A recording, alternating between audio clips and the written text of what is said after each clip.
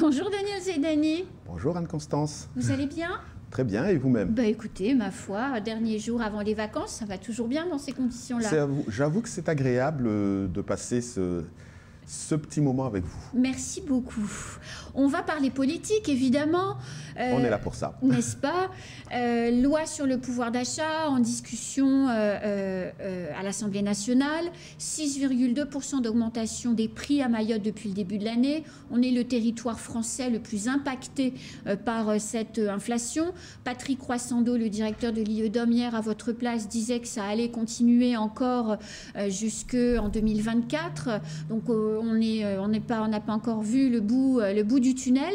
Et on voit les amendements, les textes qui se votent les uns à la suite des autres. Et hier, on a appris que nous aurions 4% de 50%, c'est-à-dire qu'on va bénéficier de l'augmentation accordée aux minima sociaux et aux retraites, mais sur la base d'un calcul fait sur la moitié de ce que touche un Français, un autre Français. Donc forcément, in fine, quand on fait les calculs, eh bien, à la fin, il y aura plus d'écart qu'aujourd'hui entre les métropolitains et les Mahorais. Est-ce que vous trouvez ça juste? Il faut qu'on se le dise. Parlons vrai et disons les choses bien. Le président Emmanuel Macron et son gouvernement n'ont pas compris ce qui se passe en Outre-mer et n'ont toujours pas compris pourquoi ils ont été aussi fortement sanctionnés lors des précédentes élections présidentielles, voire même législatives. La réalité, c'est que en Outre-mer, la vie est de facto chère et que ce n'est pas la guerre en Ukraine qui va générer de l'inflation. L'inflation est déjà là sur nos territoires et que cette guerre ne fait que l'accentuer. Donc, déjà, nous étions assez surpris et déçus finalement que sur le projet de loi proposé par le gouvernement, il n'y avait pas de mesures spécifiques pour l'outre-mer et pour Mayotte plus particulièrement. Et ça démontre encore une fois qu'il y a véritablement du mépris, voire peut-être une méconnaissance ou carrément un désintérêt royal, pour reprendre les mots du président, sur la vie des ultramarins. Comment pouvez-vous accepter qu'on puisse mettre en place des mesures de correction nationale et pas prendre des spécificités en Outre-mer, là où la vie est beaucoup plus chère? Je rappelle que, d'une certaine manière, l'État est conscient que la vie est chère, puisqu'il y a quand même cette indexation, il y a des primes spéciales, d'éloignement, etc., pour garantir aux expatriés une rémunération qui leur permette de maintenir leur pouvoir d'achat lorsqu'ils sont en Outre-mer. Mais quid des Mahorais qui sont sur le territoire, qui ne sont pas forcément fonctionnaires et qui ne travaillent pas forcément? Comment pouvez-vous accepter que le gouvernement ne profite pas de cette situation pour corriger finalement cette situation? On ne peut pas se plaindre de la délinquance lorsque l'on sait pertinemment qu'une personne qui n'a pas la capacité ou qui n'arrive pas à trouver un emploi, n'est pas accompagnée correctement par les mesures sociales, eh bien finalement, il tombe dans la clocharisation. Moi, j'ai trop d'amis que j'ai connus lorsque j'étais au collège, au lycée, qui aujourd'hui mènent une vie particulièrement difficile parce qu'ils n'ont pas eu la possibilité de trouver un emploi quand il le fallait, et que finalement, ils n'ont pas été accompagnés, portés par l'État. Alors que dans le même temps, je paye mes impôts tous les mois, je participe au fonctionnement de notre système. On est, en plus, en termes d'imposition à Mayotte, on est particulièrement bien saqué là-dessus. Et je trouve vraiment inacceptable la situation que l'on vit actuellement. Moi, je considère véritablement que ce gouvernement, que le président de la République continue à mener sur l'outre-mer et plus particulièrement sur Mayotte une politique de discrimination qui vise à retirer toute la dignité que mériteraient d'avoir les Mahorais. Parce que lorsqu'on a effectivement le territoire où on a le taux de pauvreté le plus élevé d'Europe et qu'on considère que on fait rien de plus. Qu'on ne fait rien de plus que ce qui sera proposé en métropole, eh ben, je trouve cela éhonté. Alors, autre sujet dans l'actualité, Daniel Zaidani, les fonds européens.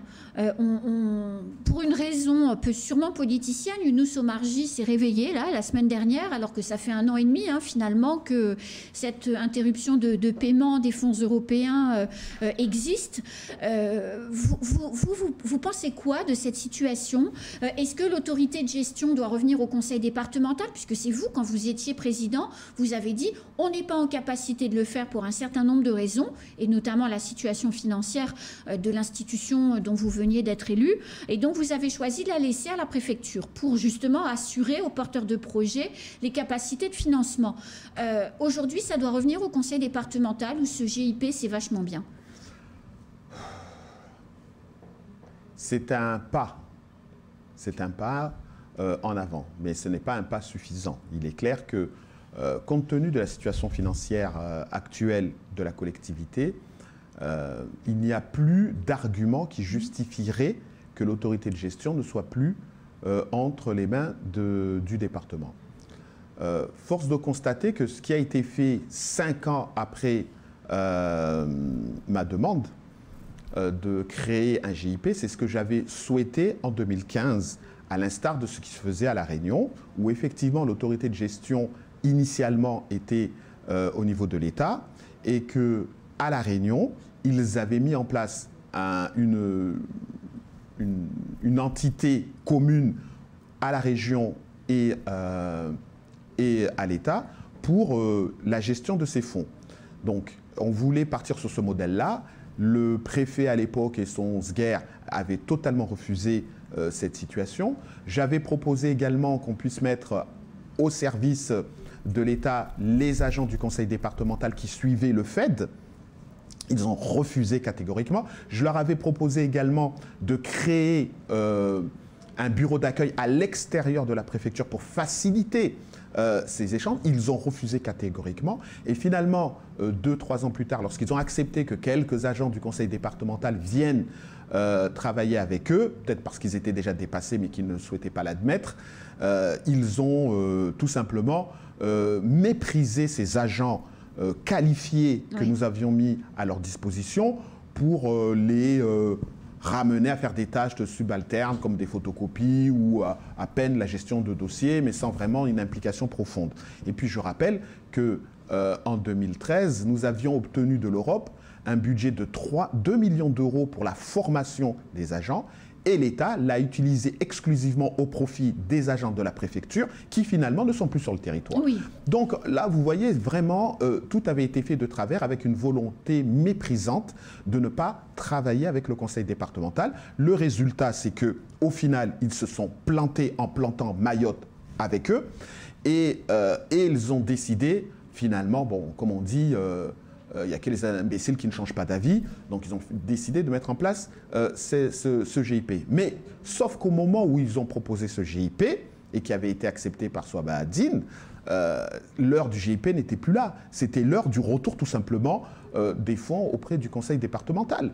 Donc, maintenant, la question véritable, c'est de savoir est-ce qu'on va pouvoir réellement préparer une transition vers le conseil départemental ou on va vouloir s'enraciner dans ce processus de GIP. Pour moi, ça doit être une phase transitoire qui ne doit pas durer.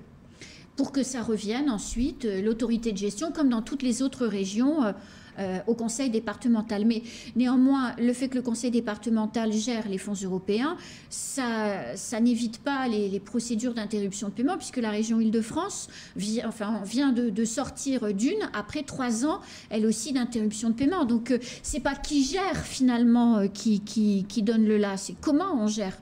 Absolument, c'est vrai, mais c'est la raison pour laquelle la rupture de connaissance et de maîtrise des dossiers avec des agents qui ne font que passer sur le territoire n'est pas une bonne chose. C'est la raison pour laquelle j'insiste pour la sécurisation du savoir au sein du conseil départemental, parce que au moins nous savons que nous, au conseil départemental, nous misons sur le capital mahorais. Sur le capital mahorais. Or, on le voit bien, au-delà des structures municipales, départementales, voire intercommunales, on voit bien que toute l'architecture administrative étatique repose sur un capital d'expatriés qui n'a pas vocation à rester sur le territoire et donc forcément à avoir régulièrement des ruptures de connaissances et de maîtrise des dossiers. C'est la raison aussi pour laquelle, au sein du GIP, nous devons investir sur des cadres natifs. Et je le dis, parce que bon, il faut le dire à un moment donné, là aussi, le GIP ne pourra pas avoir une pérennité dans la gestion des dossiers si on investit majoritairement sur des cadres venant d'ailleurs et qui n'ont pas vocation à rester sur le territoire de Mayotte. Je m'entends, je m'explique, je m'entends lorsque je parle. Effectivement, si maintenant ces cadres font le choix, tant bien même qu'ils ne soient pas mahorais, mais de rester sur le territoire parce qu'ils aiment Mayotte et que ce n'est pas seulement l'appât du gain financier qui les attire, ok, il n'y a pas de souci. Parce que là, encore une fois, ce qui m'intéresse, c'est la pérennité de la connaissance. Alors, autre sujet, et ce sera sûrement le dernier parce que ça tourne vite le temps, Daniel Zaidani, les élections cantonales. Le Conseil d'État a validé la décision prise par le tribunal administratif de Mayotte. Les élections cantonales du canton Sada-Chirongui sont annulées et on a appris hier que Mansour Kamardine et Hamida Ibrahim repartaient ensemble. Mohamed Abdou, qui avait généré la procédure, a priori ne sera pas candidat quant à lui. Mansour, candidat, c'est une surprise ou vous y attendiez? De toute manière, ces élections, pour moi, elles sont déjà bouclées. L'enjeu véritablement de ces élections départementales, ce n'est pas les candidats. Cette élection sera terminée à l'instant même où le président du conseil départemental se positionnera pour un candidat ou pour un autre. Parce que nous savons pertinemment qu'il a une majorité, que cette majorité elle est large, disons-le très clairement, et que forcément le candidat qui sera soutenu par le président du conseil départemental se retrouvera dans la majorité au conseil départemental. Donc la vraie question est de savoir, est-ce que les électeurs de Chirongui et de Sada sont-ils prêts à choisir un candidat pour venir nous rejoindre, nous, le groupe d'opposition, qui nous battons jour après jour pour avoir une opposition constructive qui a le mérite de pouvoir critiquer les actions qui sont négatives et éventuellement de soutenir les actions positives.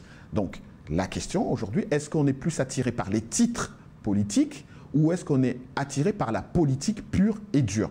Aux habitants de Chirongui de nous le dire. Je crois que nous attendons beaucoup de Mansour en tant que député de la Circo Sud et qu'au final, combien de temps a-t-il passé au sein du conseil départemental au bout de cette année? Je n'ai pas l'impression qu'il s'est particulièrement tué à la tâche au sein du conseil départemental. Néanmoins, il a un capital connaissance, un capital maturité qui fait que lorsqu'il prend la parole, lorsqu'il aborde des sujets, ben, les gens l'écoutent avec attention parce que bon, quand vous avez 40 ans de service, forcément... vous avez des choses à dire. Voilà, effectivement. Mais encore une fois, qu'il soit élu ou qu'il ne soit pas élu, hormis peut-être cette présence de temps en temps serait un petit plus, oui, mais pas déterminante. Parce que je crois que... Il a le dossier du port quand même. Il a le dossier du port, mais il y a aussi Omar...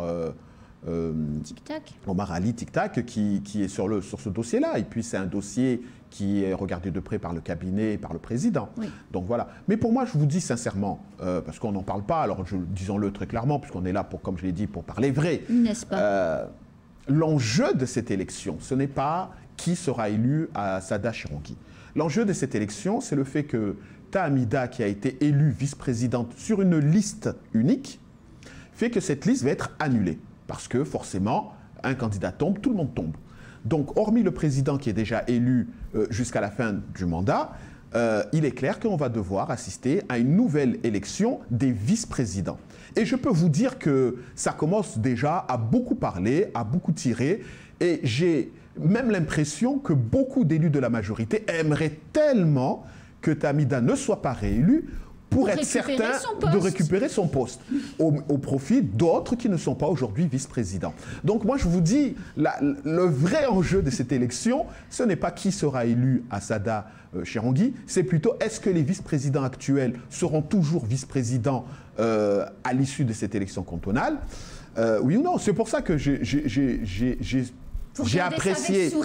apprécié avec beaucoup de délectation le fait de voir le premier vice-président se lever à l'aurore pour prendre la parole sur vos ondes et pour montrer qu'il était au travail. C'est très bien, il a bien raison parce qu'il y a 6 bonhommes derrière lui qui sont prêts aussi à expliquer qu'ils sont plus disposés à être premier vice-président que lui. Donc, vous savez, nous qui sommes dans l'opposition, nous regardons cela avec un large sourire parce que notre priorité, ce n'est pas de courir après les postes comme certains. Notre priorité, c'est vraiment de faire avancer le territoire.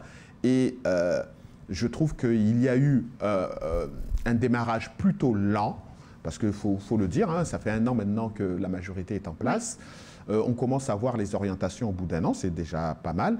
Mais maintenant, il faudrait peut-être laisser de côté les égos des uns et des autres et vraiment se mettre au boulot parce que nous sommes attendus notamment sur les Jeux des îles. On voit maintenant qu'on a un concurrent de taille et si on continue à travailler au rythme actuel de cette majorité, il est clair que les Jeux des îles ne se feront pas sur le territoire de Mayotte et là, ça sera véritablement un échec et une humiliation. Surtout si ça se fait aux Comores. Ce sera une humiliation pour les 2 majorités qui se sont succédées, parce que c'est celle de Swabadine et c'est celle de Ben Issa, parce que ils la portent, mais force de constater qu'aujourd'hui, à part dire qu'on veut faire les Jeux des îles, il n'y a pas suffisamment d'action de terrain pour bouger cela. Je rappelle quand même que les Comores ont déjà des infrastructures, ils ne sont pas simplement dans la théorie comme nous, ils ont déjà des infrastructures, ils ont déjà des accompagnements financiers pour les réaliser, celles qui manquent, alors que pour le moment, l'État français ne s'est toujours pas positionné ni pour l'hébergement, ni pour les complexes sportifs que nous voulons mettre sur le territoire. Alors forcément, il y a vraiment du boulot.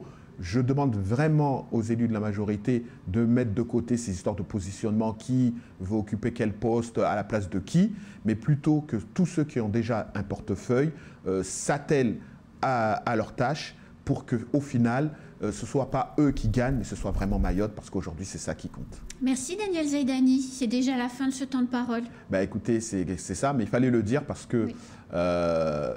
Le président Ben Issa a du boulot. Aujourd'hui, il doit avoir les idées claires. Il revient de la Mecque. Donc, nous attendons d'avoir un président Hadj qui aura la lucidité de prendre les bonnes décisions pour Mayotte pour que vraiment les dossiers avancent. Parce que là, pour le moment, ce n'est pas encore ça. Merci. Passez un bel été. Bah, écoutez, nous, on ne prend pas de vacances. On continue à travailler parce qu'il y a tellement de choses à faire à Mayotte qu'on ne peut pas se permettre de partir en vacances. C'est la fin de ce temps de parole. Tout de suite, à la suite de nos programmes.